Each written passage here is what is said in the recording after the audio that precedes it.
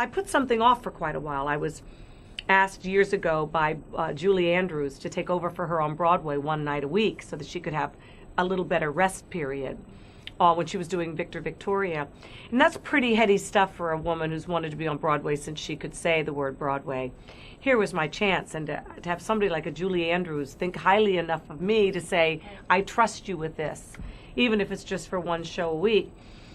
My daughter was 1 at the time, and I said to her, I said, I can't believe I'm saying no to Mary Poppins. But my daughter is 1 year old, and she'll only be 1 now. And Broadway will always be there, and I hope you understand, but I have to say no. And she was so lovely. She goes, you know, Kathie, I so understand it. I had to make those same kind of decisions about my own children when they were young. And she said, I've discovered that you'll never regret putting your children first. You'll always regret when you don't. So 7 years later, Carol Burnett asked me to do the same thing. By that time, my daughter was 8, and it was time. And I never regretted the decision, ever at all. And it worked out beautifully. In fact, my daughter was there opening night for me on Broadway. So that's just an illustration of the choices you make along the way. If you listen to that still small voice that's inside your gut, where we really all live, but we rarely listen to it, it will always guide you the right way. It's when we ignore that still small voice that we get into trouble.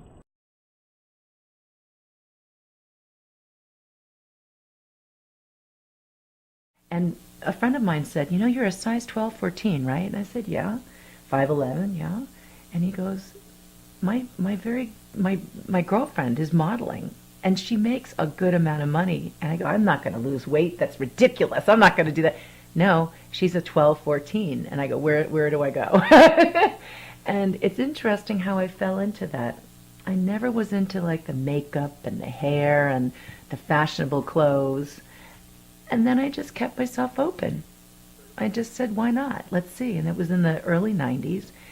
And one thing led to the other. And, you know, you keep in shape and you enjoy life. And you don't try and kill yourself. And you accept what you have. And you never know where the gifts come.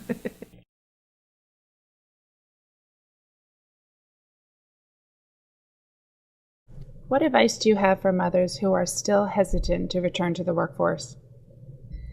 You know, I really think that it takes reflection, and you really need to figure out what you need in your life, and be really honest with yourself. And you're going to feel the guilt. It doesn't go away.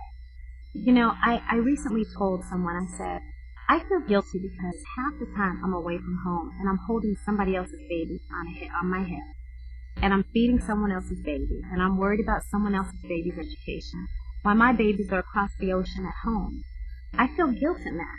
But on the other hand, I know that I'm making a difference in the world, I'm fulfilling myself, and ultimately I come back home so happy.